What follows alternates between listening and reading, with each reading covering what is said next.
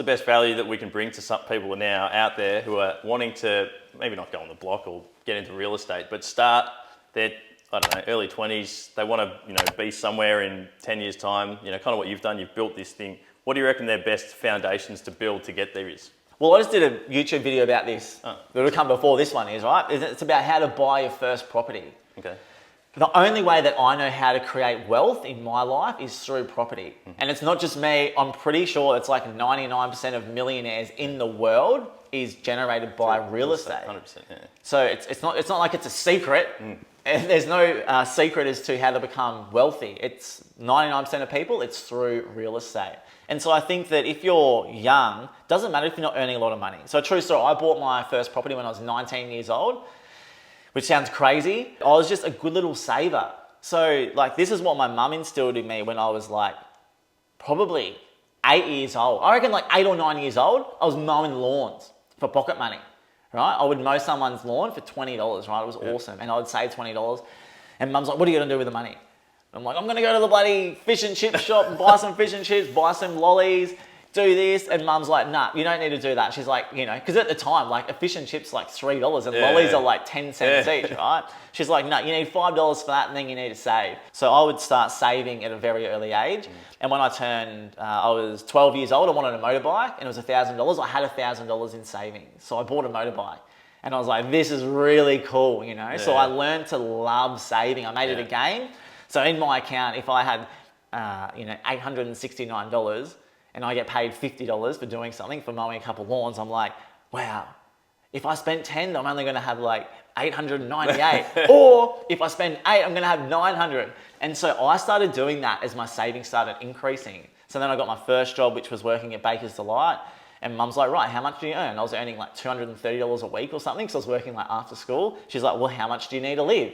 I'm like, well, I want to go to the movies. I want to buy some food. I want to do this. And mum's like, all right, so that's $50 a week. So you've got $230. You can save $180 a week. So I would save $180. And then I might get an extra shift or get to work some overtime.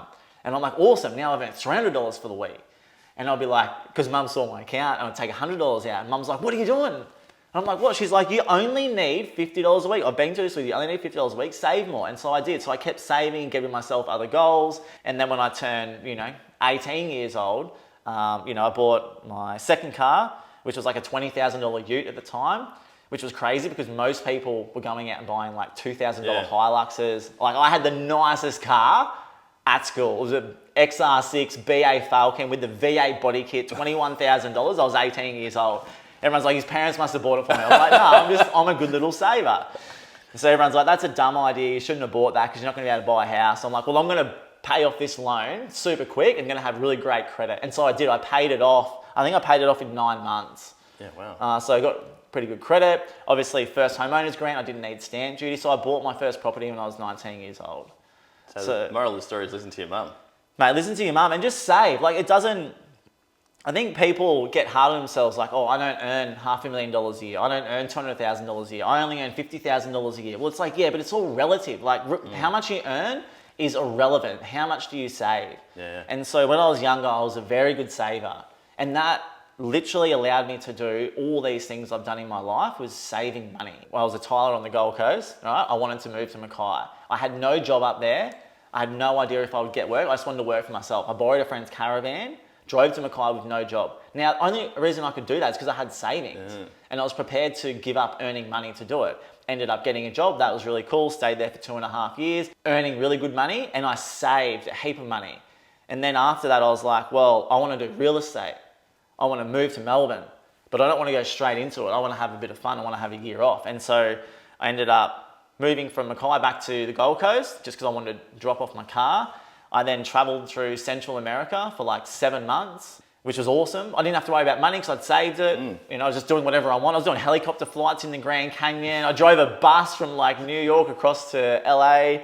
Just did whatever I wanted to do because I had savings.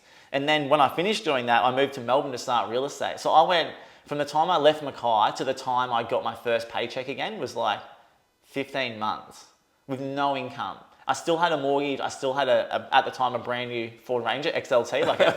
I was like, what, 25 years old, had like a $85,000 car because I was just a good little saver. Yeah. And so that is, I moved to Melbourne to do real estate, and I had 12 months of savings to pay for rent, to not earn any money, and I knew I'd be okay. I'd still be able to live, buy food, groceries, pay for rent.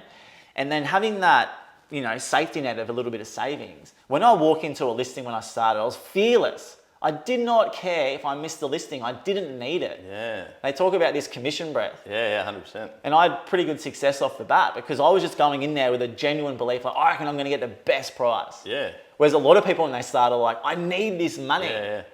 Anyone out there, you wanting to start, honestly, it doesn't matter how much you earn, save money. People can smell the desperation. People can smell the desperation. And that's in like every business, right? People know that if you are there just to like earn $1 or if you're there to help. So yeah, save your money, buy real estate, look for a good deal. That was in the video I was talking about. I'll put it up after this, but it's like, you know what to look for. You're a buyer's advocate. Yeah. So to me, the advice, I was like, the first thing you need to do is get finance.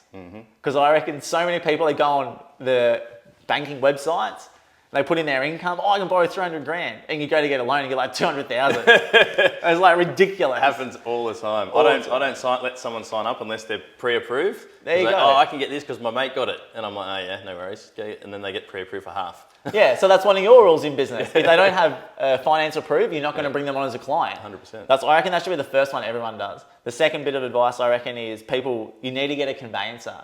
Because how many how many properties do you look at for a client, you think, before you buy one? Lots. A lot. And you don't want to be reading a 400-page contract every time. Yeah. Get a conveyancer. And then I find as well... Get the right team, basically. Get the right team. Yeah. And back to your point, like how do you make, starting out to make money? My only way I know is through real estate. There are so many good deals in the market to make money. You just have to look for them. I bought a place in St Kilda.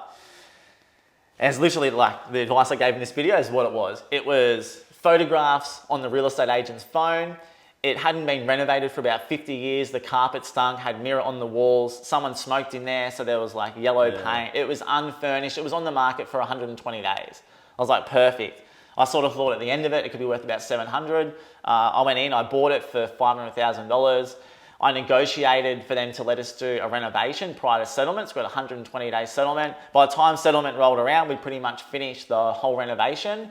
I renovated it because obviously I did it myself and we spent a bit more than we were wanting to, but we just did some nice things and saved money on trade. So bought it for 500, stamps maybe 20. I spent $30,000 on the renovation. I literally did it for fun. Because I was just like sick of selling houses every day. I wanted to do something with my hands again. So all up, it owed me like $560 and I sold it for $705,000.